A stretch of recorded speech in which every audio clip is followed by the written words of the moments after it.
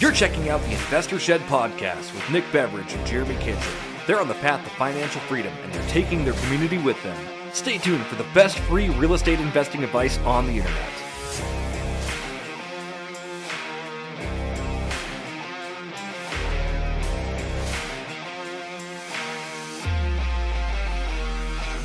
Welcome to the Investor Shed podcast. My name is Nick Beveridge here with white shirt Jeremy. How you doing? I'm doing so good. How's it going today, Nick? Good. Sorry, I always comment on the color of your shirt. That's okay. I always wear white apparently because you and I are like the yin and the yang. I bring the brightness. You are just a depressing.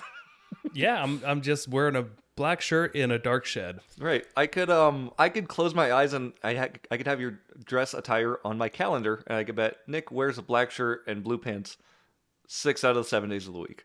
I do have blue pants on. Look. Called it. Nailed it. All right. Today we have a freaking good show, don't we? Yeah, today was really good. We got Mark Martinez. He's with Waterstone Mortgage. Mark Martinez has a lot of great info to share. He's a lot of cool tidbits, and he's always just coming from abundance. Like, he wants to help, and he wants to earn business the right way. And he's a solid dude to be in business with for sure, so... Yeah, I'm just so impressed with just everything about him almost. The way he's able to like consistently run a successful lending business and he's able to share how he does that. He's very good with clients and very good at educating people about mortgages. One of the best I've ever seen. And I'm really glad he was able to take the time out and be able to help us with this podcast. And please stay tuned to the very end because Mark gives some predictions on what's going to go on in 2023, and he just called it. He didn't think that it was much of a prediction. He just said this is what's going to happen because of this data, and it's hard to argue with him. So, without further ado, stick around, grab a bowl of cereal, and listen. Everybody, welcome to the Investor Shed podcast. I'm here with my co-host Jeremy. How's it going? Doing super well. How's it going, Nick? Very good. It's been a great weekend. Good. Mark Martinez, our guest today. How are you today? I'm doing great. Happy Monday to you. If anybody watches the recording, happy Tuesday, Wednesday, Thursday, Friday, or Saturday, or Sunday. Or Sunday, yep. I appreciate that. Yes. Thank you for taking time out of your busy Monday morning. This is probably the worst time to do a podcast, but anyway. Yeah, Mondays are my go days usually, so it's all right. But you guys are important. You guys are some of my favorite people in the area, so for sure. I appreciate that. Speaking of area, you just moved up here recently, right? Yes, yeah. I moved up just over 2 years ago to Coeur d'Alene. I'm in Hayden, but literally across the street from Coeur d'Alene, the northern border. Am I allowed to say where I'm from, or would you prefer I not? Absolutely. Okay. Yeah, no. Everybody knows that we talk about Idaho quite a bit. So. Yeah, exactly. No, I'm a Southern California native, born and raised there. Grew up in SoCal.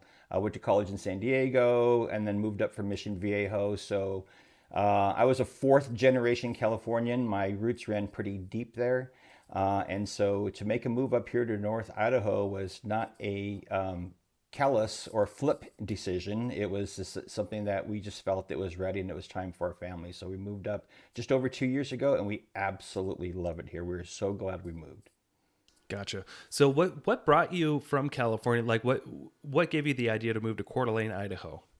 Well, thankfully, my sister had moved up here ahead of us. And so I had never been up here before. So we came up to visit her when her house was built and to visit.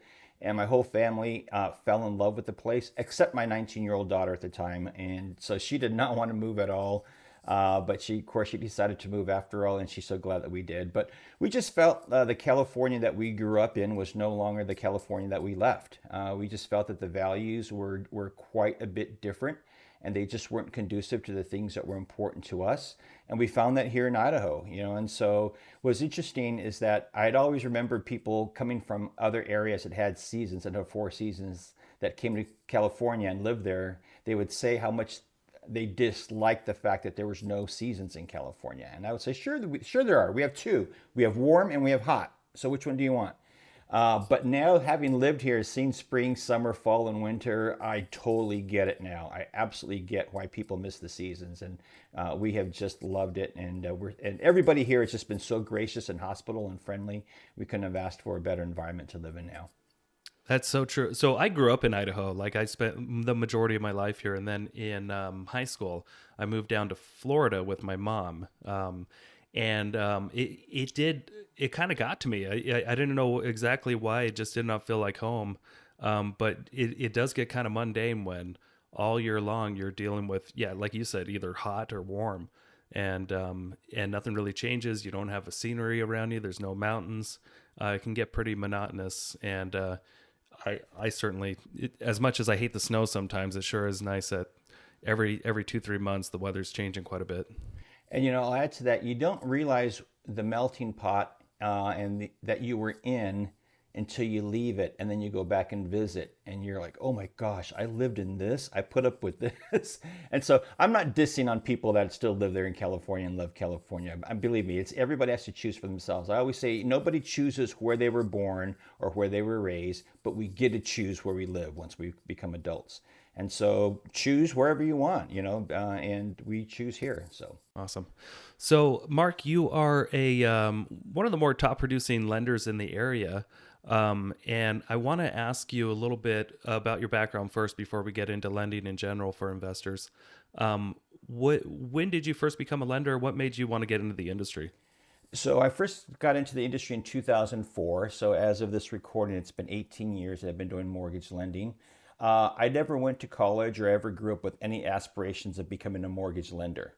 In fact, the first time I was asked if I would consider doing lending, my initial reaction was, ooh, why would I want to do that? I mean, and I don't know why I had this recoiled response to that, because in the homes that I bought and refinanced, I never really had a bad experience with the mortgage process, but I don't know why. It just seemed like it was on par with a used car salesman, and I don't know why I thought that. But the reason I got into it was, believe it or not, this will be interesting to some people, is I used to be a pastor. I was a pastor at a church. And so we went through a process where I stepped out of that role. And one of the guys that went to the church had said, hey, why don't you get into mortgage lending? And he says, I think you'd be great at it. And I said, well, why do you think I'd be great at it? He says, well, think about it. Number one, you have a really, really wide network. Number two, the network that you have, the people trust you because you've earned their trust. They've seen you at work. Number three, he says, you have a business and a sales background. Bottom line is, no matter what you do in lending, you still have to be able to sell. He says, number four, you have flexibility in hours. You can work the hours you want. You don't have to work the hours that you don't want. Your schedule's not controlled by anybody. He says, and then number five, you can still allocate your time first and foremost to the things that you love most, which is just helping people and ministering to people, and then still make a pretty decent living out of mortgage lending. So, and I'll show you how to do it. I'll mentor you into it. So I thought about it, prayed about it, and talked to my wife about it, of course. And so that's how I stepped into it back in 2004, and I've been doing it ever since. All right. That's a pretty good intro to that. You've probably never met a mortgage lender that was a pastor before, huh? No. They're usually the hellbound people that get into mortgage lending. I don't know. Are we going to have to edit that out? I don't know. If you have to edit No, it out, not at all. I'm just kidding. All my other mortgage compatriots. Sorry. Well, people don't naturally just... I mean, it's just like a realtor. Every realtor has a way different background. And I feel like most lenders... they also have very different backgrounds. We're just people, so I don't think you have to generalize too much. Yeah. All right. So we got your background. Tell us a little bit about. Hey, have you worked much with investors getting loans on rental properties? Yeah, so really my true start with investors in terms of on a regular process is since I moved up here and got involved with you guys, with the North Idaho REI team. Now, throughout my career, I'd done a number of different loans for people that bought investment properties. But those are people that kind of on their own determined, hey, I want to buy this home, and yeah, I need a loan, and that was it. But the experience with the REI team, which I think I've been connected with you guys for almost 2 years, definitely at least a year and a half, almost 2 years or so, and just seeing the intent and the focus and and being deliberate in how you help people usher them through becoming investors is really my first experience with it. And I'll tell you, I'm like super impressed at the hospitality and the charity and the willingness to share with everybody that you guys do. I mean, usually people, whenever they do the things that you guys do, they're expecting something in return, a handout, they're charging a fee, they're charging a membership, come to our conference and you pay this, that, or the other. You guys show up and do it for free, and any questions you have, people ask. And so what typically happens is, the whole concept of givers gain. If you give to other people, you're going to gain as a byproduct. And I think you guys probably see at least a snippet of that, if not maybe even more, is that because you guys give so much information and helping people understand, wholesaling, flips, seller carrybacks, creative private money financing, negotiating deals. I mean, all the tangible things that you bring to the table, both through your podcast, through your meetings, and just through one-on-one consultations you do. It's just I haven't seen that in other environments. Everybody else that does the kind of things that you guys do, they charge for it. And you guys do it because you love it and because you want to help people. And then when people recognize that, they want to use you for their transactions, and they should. So yeah, that's been my experience with real estate investing. Well, I appreciate that. I feel like that was one big pitch for us, but oh yeah, no charge on that one. That one's free. Right, we appreciate that. No, I appreciate that. I just have this firm belief, or at least I convinced myself a long time ago, that I had a choice because there were other people in the region that were charging for these types of events, or they made it all about, there was some sort of thing that they were going to pitch a couple weeks in, some mentorship program or something like that. But I honestly just believe that if you give enough value to a group of people, real actual needed value, and they keep coming back, eventually they just can't help themselves but try to figure out how to pay it back. And how they can pay it back is just use our services. I mean, it's real simple. And we barely have to ask for the business. People just naturally get a hold of us when they're ready. It took a long time to build up. It took a long time to get a solid group of investor clients. But I just believe in karma. You get what you put out there. And I had a choice. I can try to collect money up front for these events, or I can collect people's businesses over time, and it's worked out that way. So appreciate that. Yeah, and when you think about it, anytime you're trying to build something, you got a lot of hard, dry ground that you got to turn that soil, and you got to remove the rock, and you've got to water it, and you got to fertilize it. Then you seed, and then you weed, and you do a lot of stuff, and it's a lot of work that you have to be consistent at. That if you give up midway, you'll never harvest a crop ever. And so what I see you guys do is you've done all the hard work, that heavy lifting. And so now you guys have a crop that you're able to harvest. And some people, that's just the nature of humanity. Some people will always be takers, and that's it.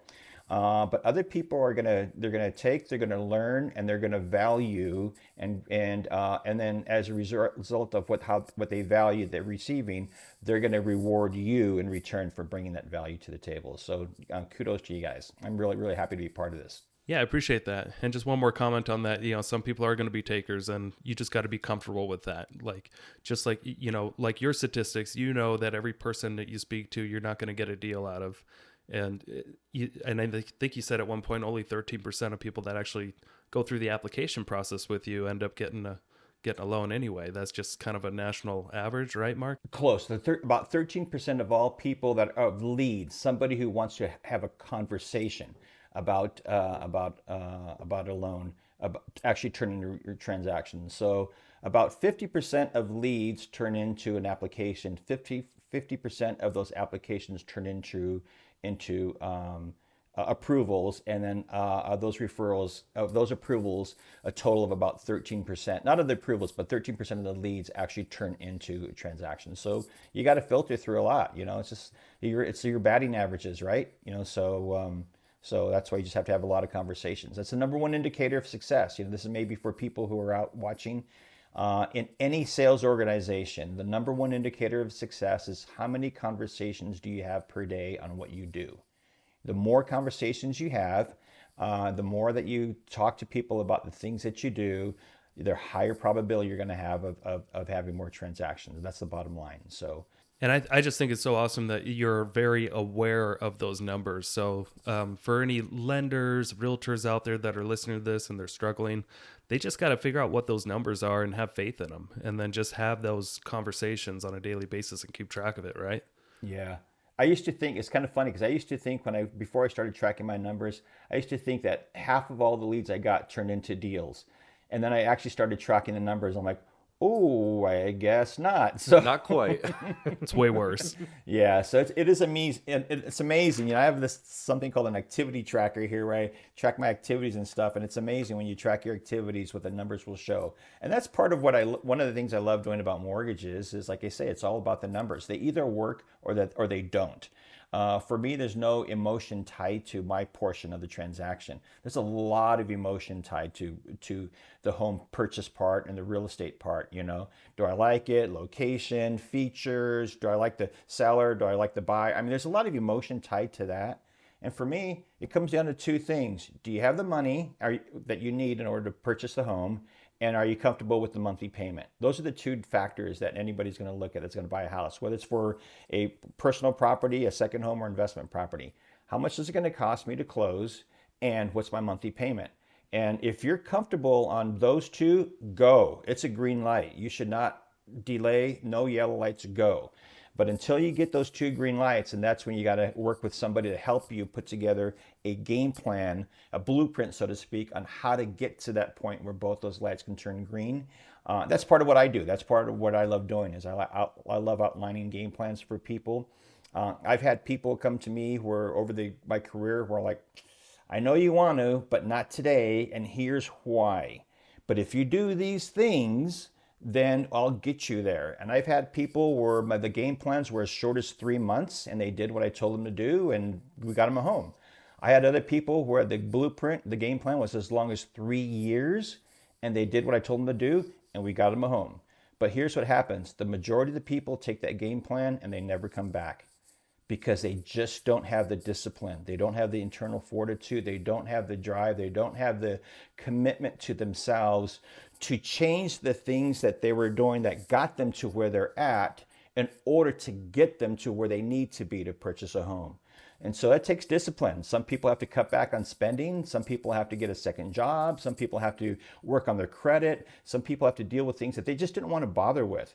Well, if you can't get into a home because of those things, there's only one way you're going to do it. You've got to change what you've been doing. Some people are willing and driven to do it and some people aren't. So that's where part of the numbers and the averages come in. Yeah. Yeah. So since you have been tracking your numbers and you've been in this a couple of decades now, do you have a rough idea about what your average is from the first time you have a conversation with somebody until you've actually closed a deal with that person, if you ever do close a deal with that person? You mean average in terms of timeline? Yeah. Yeah, because I remember about 5 years into the business, after me tracking my numbers, I was able to go back on all my closings and then go back and check my database on my clients. And I found my average was almost 18 months from when I had a conversation with somebody until we actually closed a transaction. Wow. And it was pretty eye-opening at the time. I was like, holy crap. I mean, you do get those clients that, they'll call you and then we'll write up a contract and, 2 days later. But that's not an average. And I'm just curious if you ever look back at anything like that and found how long it typically takes to have a conversation with somebody until you do a deal. I haven't tracked those specific numbers, but I will tell you, I would say typically from the time somebody comes to me and we get them into a home or a loan, or at least get them approving into a home, it's typically within about 90 days to maybe 120 days. It's definitely not 18 months because most people when they come to me, they want to buy a home. They want to get approved. But remember, what is a prospect? A prospect is somebody who is ready, they're willing, and they're able. They're ready to buy something. They're willing to do what it takes to get it, and they have the ability to be able to do it because their finances are in order. Some people are ready and willing, but they're just not able. Some people are able, but they're just not ready. And so all three of those have to be in place. And so I would say that most people that come to me are ready, And as long as they're willing and able to do the work, we're usually within 90 days from the time I had my first consultation, walk them through the process, get them approved. They go out home shopping. They find a house. They submit offers. They get accepted. We open up escrow, and then your typical 30-day escrow. I would say usually most of that timeline is within 90 to 120 days. The longest one I've ever had was 4.5 years. I have an amazing CRM where once I get a name and a phone number, or a name and an email address, I never lose track of them until they either buy, they die, or they file a restraining order. So far, nobody's filed a restraining order, but I do. Yeah, I just do my callbacks. I'll circle back around with people. Based upon our last conversation, or I'll circle back up around with somebody for 6 months later, or they said, "Oh, we just decided to re-sign a lease, and we're in another year, so we'll call back. I'll call back in 9 months." And I'll have my notes, and I'll talk to them about our last conversation. They'll say, "I can't believe you remembered me." Well, as a matter of fact, we are ready to blah, blah, blah, and so we get them going. And then what's beautiful about that, I think, is that it allows me to contact the referral source and said, "Hey, do you remember so-and-so that we talked about a year ago?" "No, I don't remember them." "Oh yeah, they were this. "Oh yeah, I remember them." "Well, guess what? I just got off the phone with them. They're ready to buy. They follow my plan. And so I want to get you reconnected with them." And they're like, "Oh, cool." So it's like bringing deals back to the people who were my referral sources. And so, yeah, that's the key thing, is that my longest one is over 4 years and people are stunned. My shortest one, believe it or not, was 42 days. I met with this one couple one time where they're like, "Hey, my sister-in-law, she's a realtor, and she keeps saying that we should be buying a house, and we're in our 60s and we've never owned a house. We've always rented." And I said, "Well, let's take a look." So my very first consultation with them, I went to their home, we ran the numbers. I said, "You can qualify for this much." "Really?" I'm shocked, you know? And so I got them approved like literally the very next day. And then the day after that, they found a house, it got accepted, they opened up escrow. And literally from the first time I had a very first conversation to the time we were in escrow, it was within 4 days. And they were like, "Whoa!" They were like the white knuckle ride on the roller coaster. And he actually called me like 2 weeks or so into it. And he's like, "Mark, I got to be honest. This is like all moving so fast. I'm not sure if it's the right thing, if I'm doing the right thing." And I said, "Hey, listen," I said, "you're in your 60s. You've never bought a house before. Guess what? You're out of your comfort zone. Very normal. Nothing wrong with what you're thinking and what you're feeling. But be of good cheer. The day's going to come where it's going to close. The house is going to close. You're going to move in. I'm going to say, congratulations, your loan has funded. The house is yours. And your whole life and your wife's life is going to change." I said, "Is it possible?" I said, "Is it possible that the reason this has been moving so fast is that maybe you're just being super blessed right now? Maybe there's a reason why, and that the doors are wide open and there's no reason you should walk through those doors."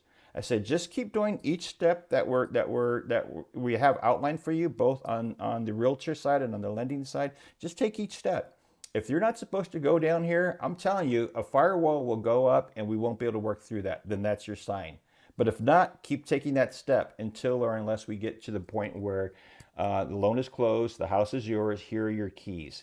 And then we'll have the conversation." So he did. He continued to walk in faith despite, his not uncertainty, but, again, when you're outside of your comfort zone, something that was had a little bit of trepidation. And he got in the house and he was like, "Oh my gosh, thank you so much. I'm so glad." It changes people's psyche, and it changes their mind, and it changes the way they feel about themselves when they're a homeowner versus when they're a renter. It's a totally and not to mention all the other financial aspects of it, but it really changes how people feel about themselves. And so that's why I love what I do, and I think that's why you guys love what you do, is because not only do you help people become homeowners, but you help them become investors so that they can sever their W-2 dependent job with somebody else and live the life that they want to live. And they've set themselves up with the cash flow so they don't have to be concerned about their financial well-being.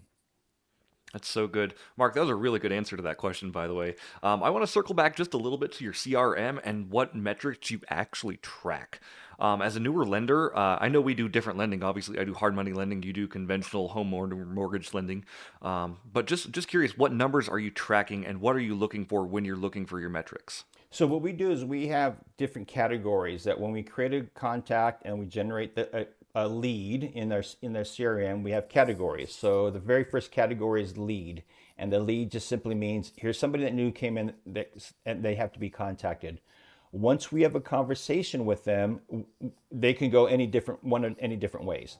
They can either go to the next column, which is called incubator. They're not quite ready. Something needs to happen. They need to do some things in there. So we move them to that column with a task.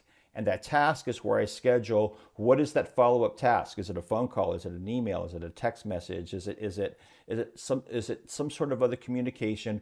When do I schedule it? And what is that conversation? So I record it right then so it's fresh.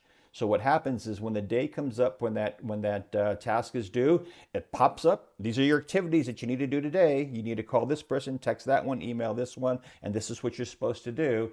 And so I know each day what I'm supposed to do based upon what I'd scheduled already in the past.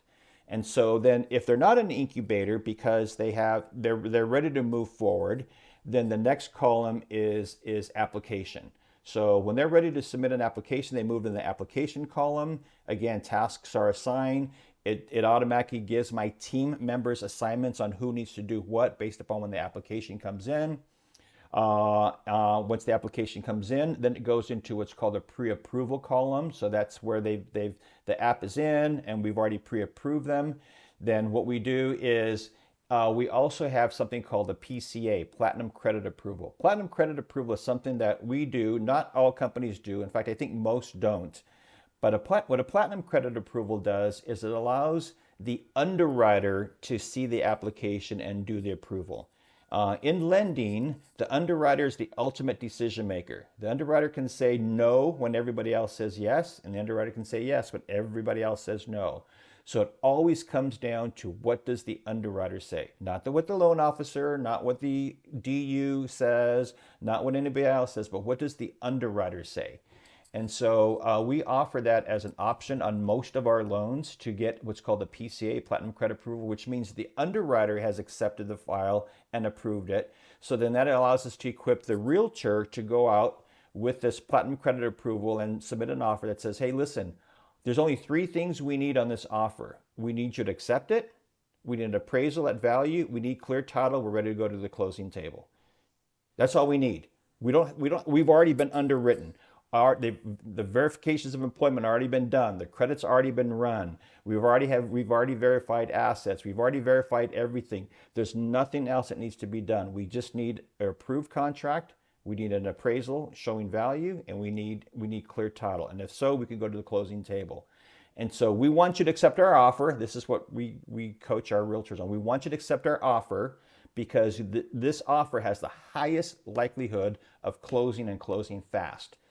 So when you equip our realtors and our referral partners with that, it really helps set them apart from all other offers that might require a loan that hasn't been underwritten already. And so it's not uncommon for us to do and fund our loans in the 20s days. And when I say 20s, 21, 22, 25, 27, under 30 days. The fastest we've ever done was 9 days. 9 days, everybody's like pedaling really, really fast. So don't set yourself up for a 9-day close. But then anyways, after the PCA column is then, once we move them from there, then it's contract. When we're in contract with somebody, that's our next column we move them into. And then after contract is then when we move them into closing or the funding. So every step of the way, I have the ability, our CRM, to be able to dictate what's the next step, and it automatically triggers different team members on my team to do their tasks, and we can always see who's doing everything. So what it really does is it eliminates the communication confusion, the communication disconnect. As you and I know, every real estate transaction has multiple people touching the transaction. And so you forget, did you do my checklist? Did you communicate that? What did the customer say? I don't ever have to worry about what the customer said to one of my team members. I can go to the CRM in their file and I have the complete log, emails, phone calls, text messages. Perfect. Okay, so being a lender, what would you say are like your three best sources of business? Well, certainly, of course, realtors, number one. The reason why is people tend to go home shopping before they go loan shopping. And so people will say, hey, I want to buy a house. And I have a friend who's a realtor. Everybody's real fast to say, I have a friend, right? I know somebody. So everybody knows somebody who's a realtor, and everybody knows probably 10 people who are realtors. And so they'll typically go to the realtor, they'll call the realtor, they'll connect with them, and you've got you have your excellent realtors, you got your good realtors, you have your average realtors, and you have your really, really awful realtors. So your really awful ones are going to right away put them in their car and show them around properties. Your excellent and good ones are going to say, how are you going to buy your house? Cash or credit? There's two ways to buy a house, cash or credit. If they need credit, they need me or somebody like me, And so typically the realtors say, do you have anybody that's going to help you with the loan? No, I don't. Well, let me introduce you to Mark or whoever their referral person is. Hey, I'll have him give you a call. So that's why that typically happens. People home shop before they loan shop. So that's why the number one source is realtors. Before we get to number two, can you expand a little bit about if other newer lenders were listening to this, how much time should they be prospecting or trying to network with realtors? So if newer lenders are listening to this, zero. They should not spend any time prospecting. They should just sit at home, watch TV all day long, and do nothing so that I can go out and get the business. That's a great answer. Love it. Is that what you want? In fact, just refer them to Mark. It's just going to be easier that way. Just refer them to me. Yeah, I'll teach you that. None. There could be, lenders outside the area, not competing against you. How important would you say lead source number one is as opposed to the other two? Of course, that was a tongue-in-cheek joke, of course. I wanted to give you an honest answer. But if you're new to the business, you should probably be planning on doing sales-related prospecting activities, minimum 2 hours up to about 4 hours a day. 4 hours is a long day, and that's really, really tiring, making calls and prospecting on people. And so what I typically do is if I'm making calls and on the phone and I'm prospecting, I'll work for about 50 minutes. I'll take a 10-minute break. I'll work another 50 minutes. I'll take another 10-minute break, And so you have to pace it out because otherwise you just burn out. You can't expect to throw it all in one day and then boom, your whole week is done. So then as you develop your realtor referral partners, you're going to find like any industry, you've got performers and you've got non-performers. So you want to minimize your non-performers and oftentimes time will tell, but certainly there are resources out there. I have a resource out there where I can look up any realtor and see exactly what their production is. I can tell exactly how many listings they've done, how many buyer sides they've done, what their volume is. I can find out which lenders they use. Now that might sound creepy, but this is all public domain. I should say public domain. This is all stuff that's recorded and has access to. So it's not like I'm, FBI Secret Service, Yeah, you're working smart, not hard. I have access to the tools is the bottom line, is I have access to the tools to find out, so you should talk to this realtor. They'll be really great. Okay, great. I'll look them up and I'll see what their production is first. And I'll always meet with them if I'm going to have a conversation with them. But if they're not a high producer, I'll remain in contact with them. I have a certain process I'll go through to kind of remain visible to them. Because gosh, if they get 1 or 2 deals a year, that's 1 or 2 paychecks a year I wouldn't have got otherwise if I just dismissed them. But then other realtors who are your higher producers, then those are the ones that require more investment. So you'll source that out after a period of time, and then the higher producing realtors, if you can build to the point where you're at about 10 or 12 of those, that's really your sweet spot. I think people are misled to think that they can get 30, 40, 50, 60 high producing realtors that are referring them business on a regular basis. Maybe it happens. I've been in this industry 18 years. I don't know people that have that level, but most people are going to have 10 to 12 we refer to as whales. They're the big fish that you want to catch, so to speak. And so 10 to 12, and you manage those well, you can make a really, really good living off of that. Perfect. All right. So what's number two? A second is financial advisors, financial planners, financial advisors, because they're oftentimes, of course, advising people on, you're making this much money and you're a renter, you got to buy a house. So that's kind of an easy one. Financial planners and financial advisors is a second source. With them, you kind of have to you have to feed them stuff that's geared for the stuff that they like. What are the markets trending? What are the indexes looking like? Financial strategies for a financial advisor. So that's the kind of stuff that they like to be fed in terms of information. So that's, I would say, the second. There's the second group of referral partners. There's probably two more, I would say, if you're ready for them. Unless you want to ask a question on that one. No, yeah, I wouldn't have thought financial advisor would be your second source. Maybe it's just me, maybe because I never speak to him. So do you want me to tell you why? Yeah, please. So what a financial advisor does is they are in a position to look holistically at where somebody's income is, where their assets are, and where their expenses are. And their goal is to maximize their return and to minimize their expenses. And they minimize their expenses primarily like in areas of taxation. They're not going to tell them, hey, don't go out and eat tonight, or don't go out to the movies or whatever. They're not going to tell them those things. But just, the expenses and the write-offs. And so a lot of people who are renters are typically in a comfort zone of renting, and they don't realize what can be lost in terms of their financial portfolio by being a renter as opposed to a homeowner. And so an advisor will advise them of that. Hey, you want to limit your taxation? Buy a house. I'll give you an example. Here's my personal example, and I tell this to first-time home buyers. When I bought my first house back in 1990, I just aged myself. It doesn't matter. I don't care. When I bought my first house back in 1990, before either of you two guys were probably even born, I don't know, maybe. Late 80s. Okay, there you go. I wasn't married, single guy, and so I bought my first house, and I worked for this company, and every year I would file my W-4. The W-4 is who you file with your employer that says how many withholdings do you want to do, because all it does is tell them how much tax to deduct, both federal and state income tax.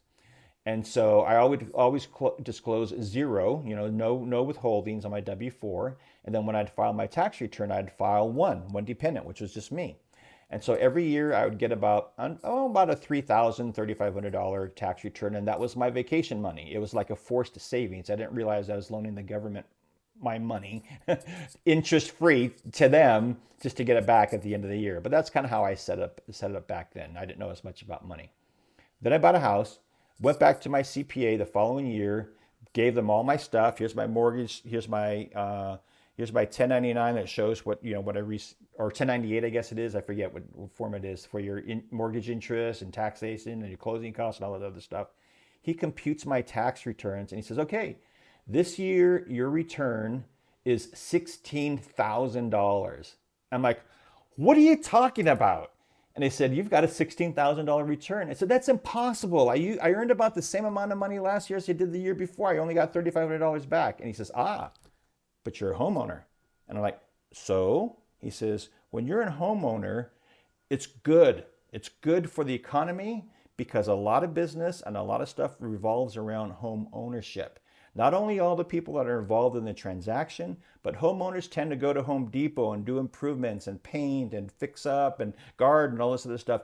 Homeownership is really, really good for our economy. So the government knows that, and they give incentives. And the incentives they give you is you can write off all your interest that you paid. You can write off your property taxes, and if you paid any points, you can write that off. So it's deductions in what your taxable income is. So because you had all these deductions this year that you didn't have the year before, guess what? Your taxable income was lower. And because your taxable income was lower, you wound up overpaying throughout the year because you declared only zero on your W-4. That's why you got a $16,000 tax return. And I said, well, what do? He says, increase your withholdings on your W-4. To how many? He said, 5. And I said, 5? I'm not even married. I don't have any kids. He says, it doesn't matter. All the W-4 does is tells your employer how much tax to withhold. So based on 5 withholdings, based upon what your interest rate is and what you're paying, etc. If you show 5 with dependents on your W-4, when we file at the end of the year, you're going to have a net zero. You're not going to owe anything, and you're going to get nothing back, and you'll have more take-home pay. And that was a big, big lesson that I learned. That's awesome. That's actually a really good story. Thanks for telling that. Another thing, just to expand on that, I remember seeing a long time ago a stat as a realtor sent by Keller Williams, and they just said, hey, by the way, nationally in the U.S., the average renter has a net worth somewhere around $5,600. Net worth, if they sold everything they had, that's about how much money they would have.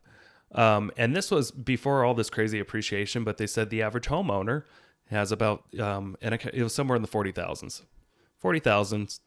net worth. If they sold everything they have, that's about how much money they would have. And I know these days, interest rates are higher, but the interest rates aren't as high as leasing. Leasing is 100% interest. So what would you rather have? Would you rather be saving up for a house, paying 7%, which you could probably get lowered some other day, or would you rather just continue to pay 100% interest and just be stuck? So. Yeah, and you know what? To summarize, I always say this: whether you rent or whether you own, you're still buying a home. Mm-hmm. You're buying a house. You're just not buying your house. You're buying your landlord's house for them. And so the reason I was looking at my screen over here is I had some notes on this other screen. Last week I hosted our company hosted a webinar from an industry expert in our industry that talked about where we've been historically, where we're at today, and what the forecast looks like for 2023. And he talked about net worth in terms of renters and homeowners. And one of the things he mentioned is that the top 1% of people that have the highest net worth have a net worth of $10.8 million. Top 2% is $2.5 million. Top 5%, $1 million. Top 10%, $800,000. Top 50%, $500,000. Out of that net worth, 2/3 of that comes from home equity. 2/3 of that net worth comes from home equity. And so you're absolutely right. I mean, the charts that we have and the charts that we produce showed a renter versus a homeowner and the difference in net worth, not just over time, but in the short window, the very, very short immediate window. And the takeaway on this is, this is the takeaway on the summary and the takeaway in this aspect of on the webinar. If you plan to purchase a house and then sell it within about 18 months, yeah, you probably should stay renting. Because of the acquisition costs, the cost of closing costs, what you have to pay for disposal, and all this other stuff like that. Once you're over 18 months of staying in that house, you are way better financially to have bought a house rather than own a home. Rather than renting, that's what I mean. So, yeah, if you're playing the long game, it's hard to lose in real estate. Period. Whether you're buying rentals or buying your own personal house, as long as you're not planning on reselling immediately, I firmly believe you're going to be way ahead long term, because it's a forced savings account, and either you're paying it or a tenant is. Again, looking over here at my notes, I'm going to add to that real numbers. Historical appreciation, the home appreciation historically average over the last 63 years. You want to know what it is year over year? Historically, over the last 63 years, 4.75% average appreciation year over the last 63 years. You know what the average increase is on rents per year? 8%. 8% rents go up on average 8%. So which is better? Having a higher rental housing cost by 8% every year because you're a renter, or earning 4.75% in value over the home you bought? And keep in mind, and this is real critical, that 4.75 is based on the value of the home, not how much money you put into it. If you put in 10% down payment, if you put in whatever the down payment is, you're earning appreciation on the full 100%. So it actually accelerates the actual return, your cash on cash return on the money you actually put in. And there are still loan programs out there where you can purchase a home for nothing down, zero down. We still have programs out there that are available. So if you're renting buy a house as long as A, you're comfortable with the first green light, how much money do I need to close? And B, you're comfortable with the second green light, how much is my monthly payment? Once you hit those two, and believe me, the first time you buy a house, those two numbers are going to feel like a stretch. But if you can make it work, it gets easier in year number 2, year number 3, year number 4, and it gets easier and easier and easier as time goes on. So that's my comment to renters. And it's funny you mentioned, sometimes you can get down with this little zero into a property, and it's very hard to get into a rental property with zero. Yeah, true. It's hard to get in without $5,000, honestly. Like, I mean, you need your first month rent, last month rent, pet deposit, security deposit. Like, that's $6,000 right there. So let's move on to that third source, if you don't mind. Yep. So the third source are CPAs, accountants, because they're also looking at people's finances as well. And so they'll oftentimes give advice to people on, hey, you need to buy a house, So they're a good referral source as well. All right, cool. And you mentioned just a little bit ago that you could get into a house with zero down. Do you mind expanding a little bit about what kind of loan programs there are out there for the people that don't know how they can get into a house with low or no money down without having to do seller financing or sub to or any of those extra creative things? But how could they just use a lender like you to get in with zero down? Sure. So your zero down loan programs are going to be if it's your primary residence. You don't have zero down for second home or investment properties. You have to have skin in the game for those. Why? Because those tend to have higher rates of default. If somebody owns 3 or more properties and they run into financial hardship, they're going to default on their second home or their investment property before they ever default on their primary residence, where they go home every night and lay their head to rest. And so that's why a zero down payment program is available for people who on their primary residence. And there are multiple zero down programs. And the reason there's multiple is because some of the down payment assistance programs, that's what they're called, down payment assistance programs. DPA is oftentimes what they're referred to. Actually, the term is interchangeable. DPA and DAP, those terms are interchangeable for down payment assistance.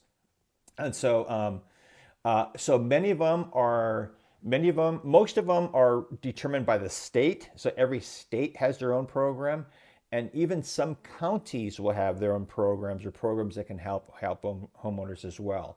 So it's important that whoever you work with understands whatever the state programs are if you need down payment assistance, because they can help. Usually on the down payment assistance programs where you have 100% financing, your window of what you have to meet to qualify is a fairly narrow window. And what I mean by that is that you have to earn enough money to be able to make the housing payment, but you can't earn too much to the point where they say, you don't really need assistance, you should just save more. And so there's kind of a somewhat of a narrow window on that. The exceptions are on what are called USDA loans, which are in homes in rural areas, a little bit less developed communities, as well as VA loans. Anybody who's a military veteran, doesn't matter how much you make, you can get 100% financing, and that is, I think, one of the best benefits that we can offer our the men and women who have served our country. So those are the down payment assistance. But there's kind of a somewhat narrow window of qualifying, and then of course USDA and VA. The best thing, of course, is if somebody has some money to bring into the game, that's the best thing. If you can bring in at least 3%, 3.5%, then the qualifying factors, the window expands in terms of how many more people will fit if you can get 3 or 3.5% down. Now, can I take just a moment to talk about where you can come up with down payment? Okay. So of course, one is money that you have, assets that you have, money that you have in savings accounts or checking accounts or CDs or whatever. Other sources of down payment, other source of down payment that's allowable in a home loan is gift funds from a family member. So maybe you have a family member, whether it's a parent, it's a sibling, it could even be a child if it's an adult child, it can be a grandparent, it can be an uncle, an aunt, anybody who is like a blood family relative can offer money as gift funds, and that's allowable. Another great source of gift funds on a primary residence is if you work for an employer that has a 401k, or if you have an IRA somewhere, Many of those will allow you to be able to use those funds without penalty. In other words, if you withdraw those funds and you're not of retirement age, you can use those to purchase a home, a primary residence, and not pay a penalty. If the money you use was tax deferred, in other words, the money went into that account without paying tax, when you take it out to purchase a home, yes, you will have to pay tax on the disbursement, but you're moving it over into real estate. And that's the key thing I want people to understand is I've had this conversations numerous times with people where they're saying, "Oh, but I don't want to spend my retirement account. I don't want to spend my retirement account on a house. That's for my future." You're not spending your retirement account. All you're doing is you're reallocating your retirement account. Your retirement account can be invested in a number of different funds that your employer offers. In this case, you're just moving it over from here to real estate. You're not losing it. You're just repositioning it. But here's the value of that. If you have $100 invested in your retirement account, and let's just say you earn 5% on it, you're going to get $100. You're going to get 5% on $100. If you put that $100 over here and purchase a house, and that house is worth $1,000. Of course, I'm using small figures, but you only put 100 in. Then guess what? You're getting a return on the $1,000, not on the $100. And so your gain, which is kind of what we already talked about earlier, is way, way greater if you reallocate first your monies into a home. So a lot of people don't realize they can use their retirement monies as a down payment. And then a final place that you can get access to down payment, not many big people do this, but some places may have access to this, is a church or another charitable nonprofit can actually be a source for down payment funds that's allowable. What about realtors' commissions? Could they use, like if a realtor's buying a house, could they use their commission as part of their down payment, or could that only go to closing costs? That can only go to closing costs, not towards down payment. Gotcha. Now, what if could a realtor give somebody funds out of their commission to help with their down payment, or is that not allowed either? No, that's not allowed either. And no, what the realtor can do is, again, if the realtor is a family member, then the realtor can front monies as a gift fund or as gift. So let's just say a realtor is going to make $5,000 or whatever in commissions, or let's say $10,000. They're going to make $10,000. Mm-hmm. If the realtor has $10,000 and they're related to the buyer, they can gift them $10,000 of their own existing funds as part of the down payment, knowing that they're going to get that $10,000 back in their commissions. So that is doable, but it has to be a separate thing. The money's got to come before the closing. Sure. Because it's got to be sourced and verified, right? Correct. Before you can close. And the commission only comes once the closing is done. It's like the last thing to be paid. Mm-hmm. Okay, cool. So can you talk to us a little bit about investor loans? Sure. So there's a number of different type of investor loans. Of course, you guys do private money investor loans. Your private money investor loans are typically going to be they're going to be more expensive than a conventional loan. And when I say more expensive, they're typically going to charge usually at least 2 points or 2% of the loan amount as an upfront charge. It can be anywhere from 2 to 5 points. I mean, there's no rules or guidelines. It all depends upon the size of the loan as well. So you're going to pay definitely points up front, and you're typically going to be paying a higher interest rate. Based on today's recording and the time that we're in today, you're going to probably be double-digit percentages. I mean, I'm just giving a generality. You can find something a little bit more, a little bit less, but it all depends upon where you find it and what the terms of the deal are. Always keep in mind that the higher the risk, the higher the cost. So if you're coming to the table looking for a private money loan and your credit's not that great, and you've got your work history isn't that great, and maybe your assets aren't that great or whatever, you're going to pay more. You're going to pay more for that. So the best thing to do is get yourself in the best position possible whenever you need to borrow money, and that includes best credit scores possible, best income stream possible in terms of stability, and the most assets possible that you might be able to have access to or be able to show. So that's, of course, that's one source. We don't do private money loans. You guys do, and you guys have sources to do that. So that's one way. Other types of investor loans, which are just your conventional loans, your Fannie Mae, your Freddie Mac loans, or your what are called portfolio loans. A portfolio loan is a loan that's issued by a bank, somebody who has money, who has a line of credit, and can issue and approve that loan on their own terms because they're not going to then sell it later on into a mortgage pool via what are called mortgage-backed securities. They're going to keep that loan in their own bank portfolio. If it goes bad, they lose it. If it doesn't go bad, they keep earning money off of that.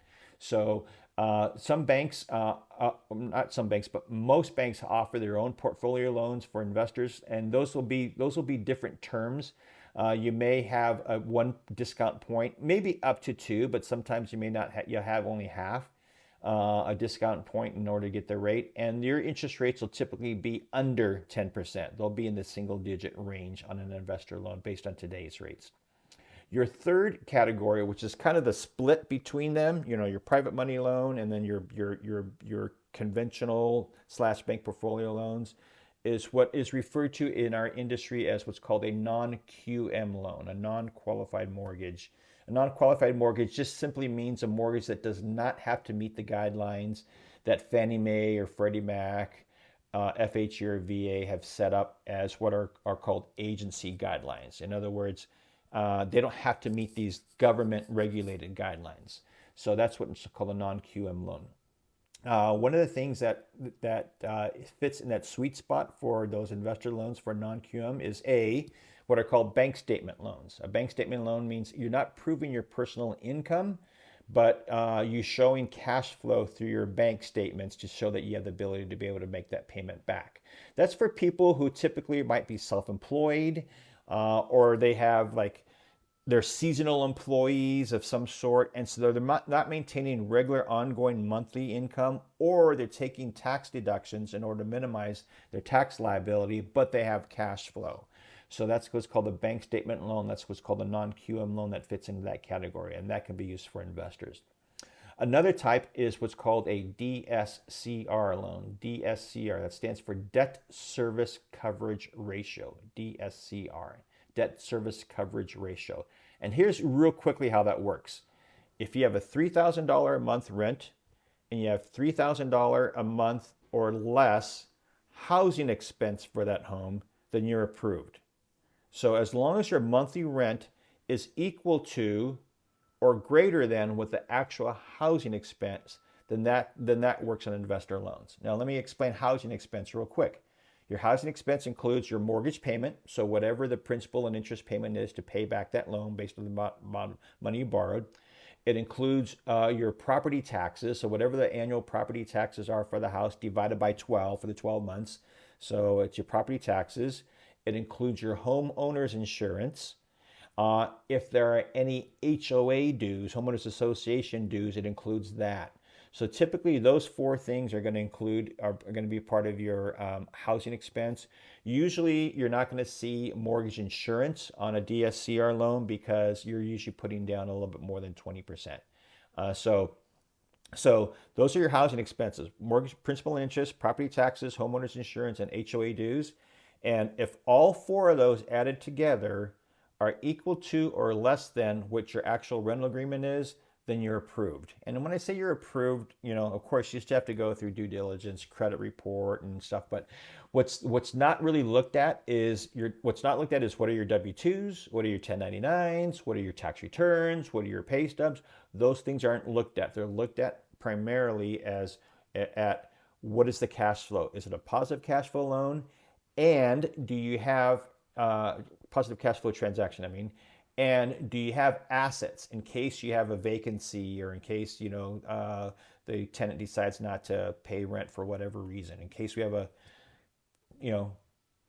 government shutdown again. We're like, hey, you don't have to pay rent for a year, They just want to make sure that you still have assets there to cover that expense. So, yeah. And for the investors out there listening, I've gotten, as a self-employed, multiple business owner type person, with multiple properties. It was 2021. Last year I had closed 4 refinances for conventional Fannie Mae, Freddie Mac loans. And I got to tell you, it was the worst experience of my life probably 9 months. It wasn't the worst experience of my life, but admin wise, submitting paperwork. I mean, it was an unbearable amount, and I felt so bad for the lender that was working with me because it was 9 months of just sending updated bank statements, and they couldn't get to it. And then the underwriter knew that my file took 4 hours to go through, so she wouldn't get to it because 2021 was very busy and there were a lot of loans to close. And eventually they did it. It took a long time. And then I got another loan, a non-QM loan. It was lightning fast. And I don't think I'll ever go back to doing a conventional loan again. Just because of the type of person that I am with my business and the way I do my taxes. And even though I qualify for a conventional loan, it's not all it's cracked up to be sometimes when you're an investor. Trying to prove that you qualify. I don't know if this makes sense to you, Mark, but just the headache savings is sometimes worth paying a little bit extra on the interest, just to get it done and over with and move on to the next deal. Yeah, you know what brought to mind, Nick, when you describe that experience is I think of that movie Animal House where the guys are in the fraternity rush party and the guy's bent over. Thank you, sir. May I have another? Whap! Slaps him with the board on the behind. Says, thank you, sir. May I have another? Whap! You know, it probably feels like that when you go through that. But you brought up a really, really important point that a lot of people aren't aware of that happens in our industry. Is just the same way that we as loan officers and loan originators are compensated based upon the volume of business that we bring in, so are underwriters. They're measured on how many files they underwrite and they approve and they fund. Some of them are just metrics because every month a metric is listed and they're reported within their own departments and divisions, you know, with their own management on how many they underwrote. And some of them have bonuses tied to how many they fund. So like you mentioned, if you've got a file, if an underwriter has a file that says this one's going to take 4 hours because of all the complexities associated with it, and this one's going to take 1 hour because it doesn't have the complexities, I'd rather do 4 of these 1 hour ones than one of these 4 hour ones. So that's why it's so, yep. That's why it's so critical to know what you're dealing with. And this is where I think a lot of loan officers who are somewhat new in the business or maybe just haven't learned yet miss this, is that part of their job is to make sure this file is as clean as possible so it gets through the whole processing and underwriting process as fast and smooth as possible. What most younger loan officers do is they're so excited and so eager to have a deal, they just throw stuff on the wall. They just throw something in, and then they're like, I need this paycheck. How's it, you know? And they don't do any of the preliminary work. We should be the first ones that say, this isn't going to work, you know, this is why, you know, rather than, yeah, I'll make it work. We'll figure it out. We should be upfront and say, this isn't going to work and this is why. A, or B, say, you got a lot of hair on your file. I'm telling you, you got a lot of hair on your file. And so we can make it work, but you got to have a high pain tolerance. And I'm going to have this conversation right now because I'm going to remind you of this conversation 3 more times in the process. Remember I said you got to have a high pain tolerance. If you're willing to do it, we're willing to do it. But don't expose yourself in a position where, oh, here's my 30-day escrow, or here's I need a short escrow, or whatever it might be. You got to look at you have to be able to set the right expectations for all people so that they're not disappointed. I'm a believer when we enter escrow, guess what? There's no more buyer-seller side of the table. We're all at the same table now together because we all have the same goal. We want to be able to bring this transaction across the finish line. The seller wants to sell their house. The buyer wants to buy their house. And the realtors, the escrow people, the title and escrow people, the appraisers, the home inspectors, the lenders, everybody wants this transaction to go through. So you have to be in lockstep with one another. Now, Mark. Yeah. I'm going to stop you right there because you've got 90% of it accurate, but I will say that appraisers don't necessarily care if the deal goes through or not. True. That's good. Good point. Yeah. I think I did throw appraisers into the mix. I'll take that one back. But no, you got such a good point. Sometimes buyers and sellers feel like these people aren't on their side, or like somebody's trying to kill the deal, and it's not true. Everybody wants the deal to go through because otherwise nobody gets paid, except for the appraiser. So continue. Sorry I interrupted you.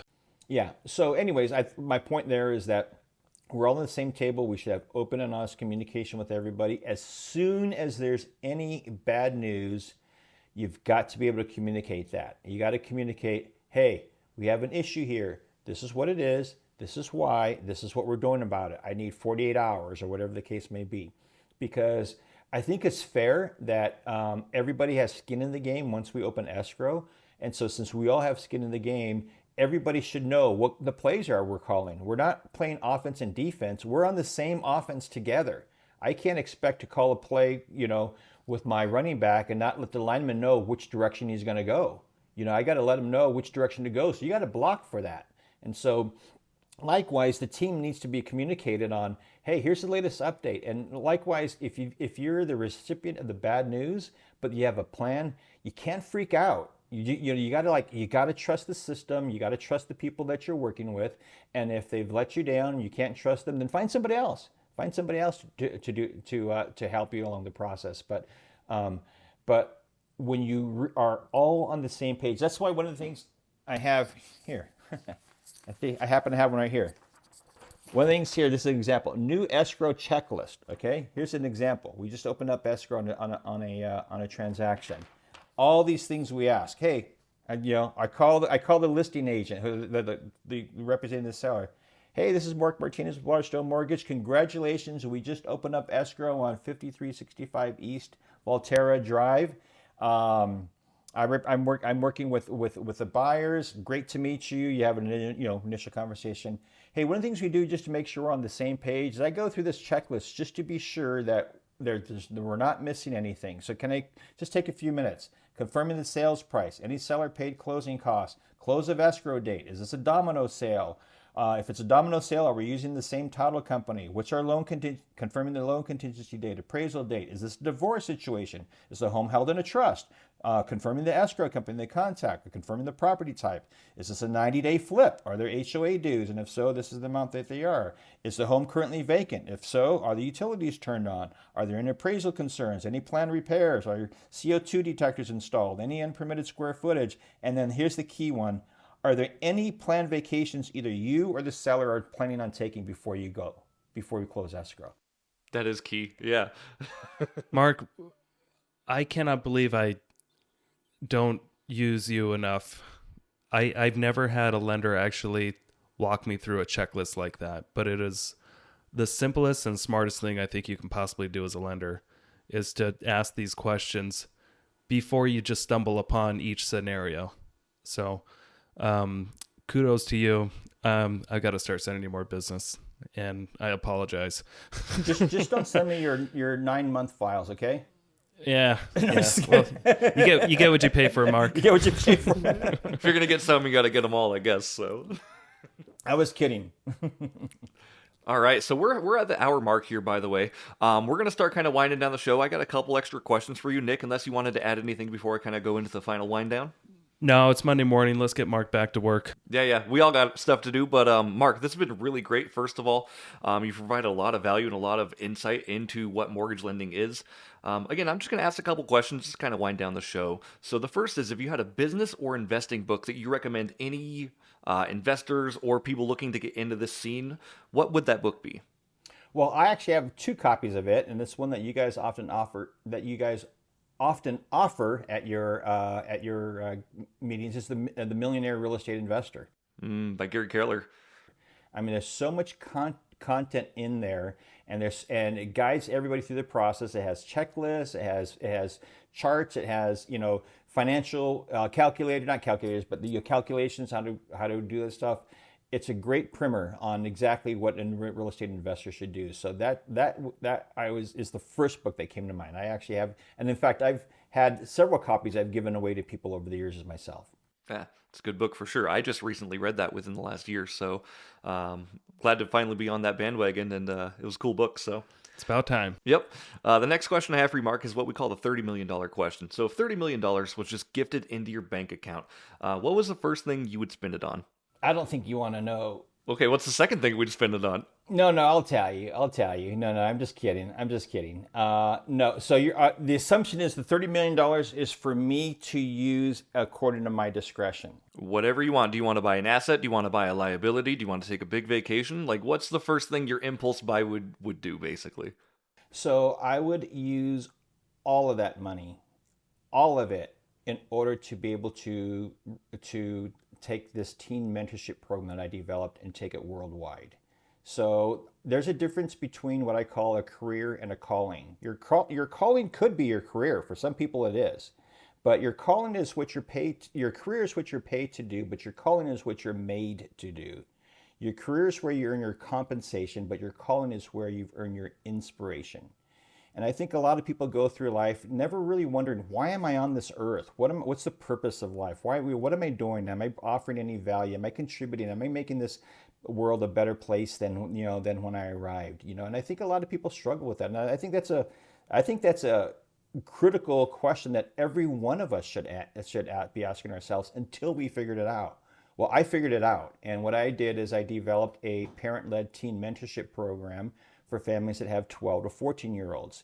And the reason why that age is that's when everything changes in a young person's life. I don't need to convince you guys because it happened to you too.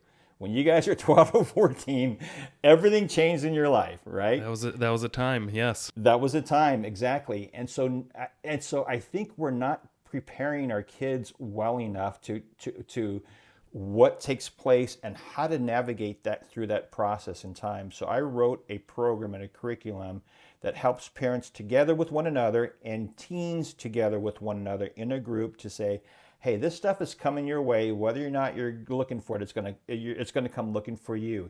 Here's what a good decision looks like. Here's how to make a good decision, and here's how to stay away from making a poor decision. And if you do go off the rails, here's how to get back on.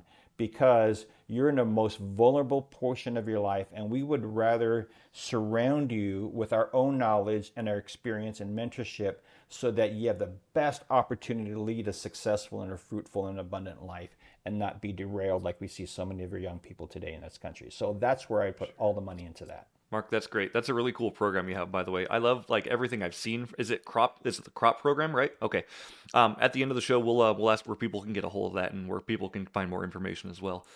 But I think that's really great. Like you've got all these things you're building up, and they're really cool things for sure. So sorry, none of that money went into real estate. It would all go into yeah. That's what's fascinating about that question, because everybody has one thing that they would do with it.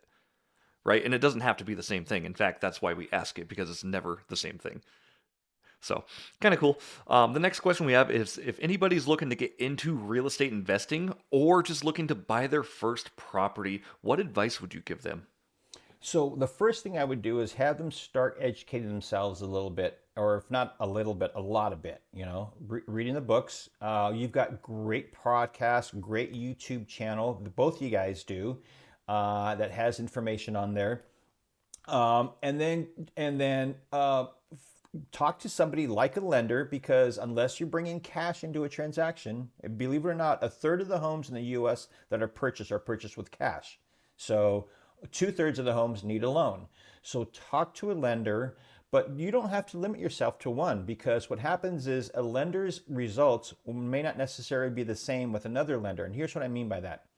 I can't tell you how many times in my career I've had somebody come to me and say, oh, we talked to so-and-so and they said we're not ready, or I'm 9 months away, or I can't get it approved, and I don't know why. Nobody ever tells me why. Well, let me take a look, and then I take a look at the situation like, I can do this, and here's why.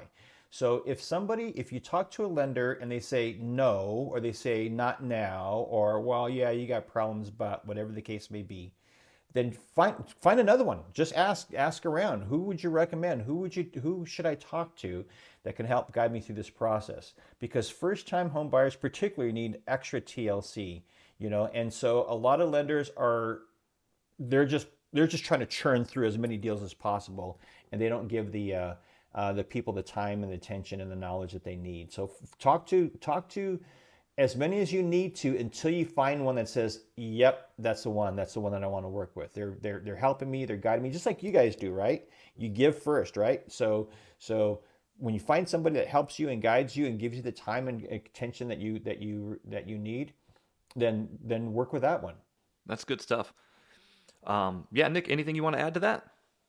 Yeah, no, I appreciate your time, Mark. I have one more question before we go, and it has to do with the state of the market. And I would love, I was on that webinar too, and I appreciate you sending me the link to it. It was a great webinar, and unfortunately, halfway through it, I got blown up with distractions and people coming to the office, and I missed the other half. So I'm curious to get your opinion, and I'm not going to hold you to this. Nobody's going to hold you to this. What's your crystal ball say for 2023 when it comes to the market as a whole in our area, and then the lending business? Do you anticipate growth or destruction? Yeah, so it's kind of funny because I love the term crystal ball, because crystal ball oftentimes is like, I'm just guessing. What do the spirits say? And that that's what type of thing. we're just guessing. Oh yeah, that's all opinion. So Yeah, but I like to go more on data and facts. And the data and the facts, we have history, we have current trends, and we have future projections. And I'm going to summarize it here, and I can back it up with the data and the facts. I think we're going to see interest rates drop. By the second quarter of this next year, interest rates will drop down from where they are right now to probably just under 5%, low 5%, if not upper, just under 5%. So that's going to move the needle. People that got to the sidelines because they got freaked out by 6 and 7% rates, they're going to come back. That's the first thing that's going to happen. Second thing that's going to happen is we're going to have a real housing crisis still. And when I say crisis, we are going to have a shortage of homes that are available, and that's going to continue to push home prices higher and higher and higher. So that's why I'm a believer, man, you got to get a house as fast as you can. If you're renting, buy one as fast as you can. And if you are able to invest, get as many homes as you can. So I'm gonna circle back around and touch on real quickly why it looks like interest rates have come down. It's tied to inflation. It's not tied to the Federal Reserve. It's tied to inflation. Interest rates always stay within about 2% of whatever the within what's called the 10-year Treasury, and that's geared and promoted most by inflation. And so when we track the inflation trends, we see that probably, like I said, by Q2 we'll see interest rates coming back down. The second thing is that's going to attribute in terms of the housing situation is I think we're going to have a housing shortage based upon two things: the number of homes that are being built and the number of homes, new homes that are being created. And when I say created, new homes are created in terms of new households created. And here's what I mean by that. On average, a person grows up, lives with their mom or dad, and then they move out and they buy their own home. And on average, it's about the age 33. 33 years old is the average age when somebody buys a home. I was 30 years old when I bought my first house. And so when we look at the birth trends from the Gen X, from the baby boomers, Gen X, the millennials, and the post-millennials, we had a significant drop in birth rates starting in 1973, 74, 75, 76, 77, 78, 79. Those years, we had a big drop in birth rates. And so if you forecast 33 years in advance from 1973, where are we at? 2006, 2007, 2008, 2009, right? Our housing crisis, right? That was our bubble. We had way too many houses. We had 4 million homes in inventory during that time period, and we didn't have enough of the population because we had a population drop. Now, today, we have only about 1.2 million homes in inventory, of which about 423,000 of those are currently under contract. So that means just over 750,000 of homes are available in inventory that we have right now nationwide. And guess what? We have 30 million more people today in this country than we had back in 1973. And so the forecast is rates are going to come down, but housing prices are going to continue to rise. Anybody who believes that we're on a housing bubble and it's going to burst, I'm telling you, are wrong. But guess what? You're hearing that from your mainstream media, your news reports, because guess what the job is from the mainstream media and news? Is to sell bad news. That's what sells, is bad news. So do not look at your news reports and oh, foreclosures are up. Foreclosures are up 50%. Oh, you mean year over year? Oh, you mean like from a year ago when you couldn't foreclose on a home because the government said no foreclosures are allowed during the pandemic? Oh yeah, of course they're going to be up, but the needle was moved like from this to that. So you can't follow those news reports. Follow the statistics, follow the facts, because the trends will always tell the story. So long answer to your short question, what's going to happen with the housing market in 2023? Rates are going to come down, home prices are going to go up. You got to buy as many houses as you can right now. That's good. Thank you for backing it up with facts. Yeah, I just think and I also think it's amazing because I work in an industry in this area with a lot of newer real estate agents. Like, seems like the majority of them got into the business within the last 5 years, and they don't know what a normal market looks like, and they all think that the market's crashing right now. And our inventory levels are showing us it's a seller's market. We're at 3 months ish, and it's it feels more like a market stabilization for sure than more like a market crash. And if I can pitch this, I'm not gonna ask you permission. I'm gonna pitch it anyways. Do it. I do have a private realtors only Facebook group. So if for realtors only, they can join my Facebook group, and this is where I post a lot of this data. This is where I put the link for the webinar that you were on that you missed half of it. It's up there. This is where I post the charts and the data, the trends, inflation, forecasts from Mortgage Bankers Association, from CoreLogic, from National Association of Realtors, from Fannie Mae, Freddie Mac, all this data, Case Shiller, all the analysts who track all this stuff.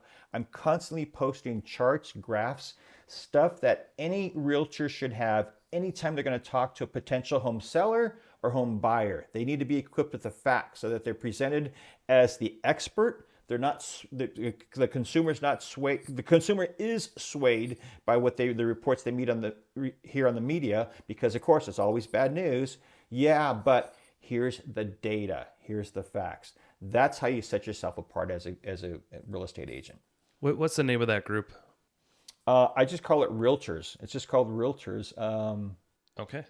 And it's under my name. So they have to friend me first. And once they friend me first, then I can send them an invite. So yeah, I just call it Realtors.